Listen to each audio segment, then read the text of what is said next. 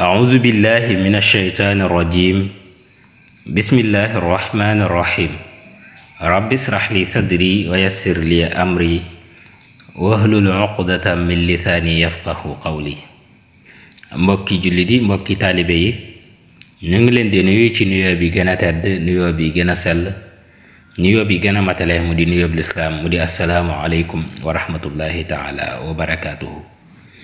gannaaw loolu ñu dikk ak yéen ci sunu ñetteelu jotaay bi waaye si suñu ñetteelu buntu bi ci téere bii di Nahjul Qawim. téere bii nag ñu ngi toll ci buntu bi ñuy wax wisar. mooy lan mooy wisar? wesar mooy wax joo xam ne kenn peesewu ko ci palaasi arut. moom nag dana am léeg-léeg lu ñuy wax tolloole ci wolof wala saj'u ci arab.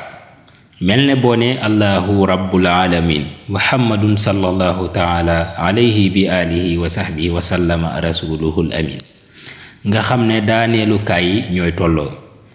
loolu nag bari na lool lu muy am ci wesaru sëriñ Tuubaa xaadalahu llahu maxtaara lahu.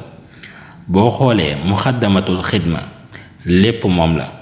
xoolal xarfu daalil mujamati allahuma salli ala sayidina wa maulana muhammadi zakir wa sallim alayhi wa ala alihi wa sahbihi wa azimni fi daarayni bi jaahihi min kulli cheyin daair.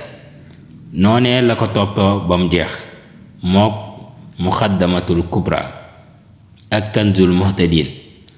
wesar wuñ tolloole nag foo ko fekk mooy gën a neex a jàng mooy gën a neex a mokkal.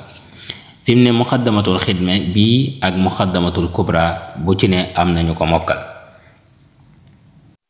kon mbokk yi buntu boobu lañ leen indiloon tey muy lan mooy wesar. di leen jox dig daje ci beneen jotaay ci beneen buntu incha allahu rabbi. wassalaamu aleykum wa rahmatullahi taala wa barakaatuhu.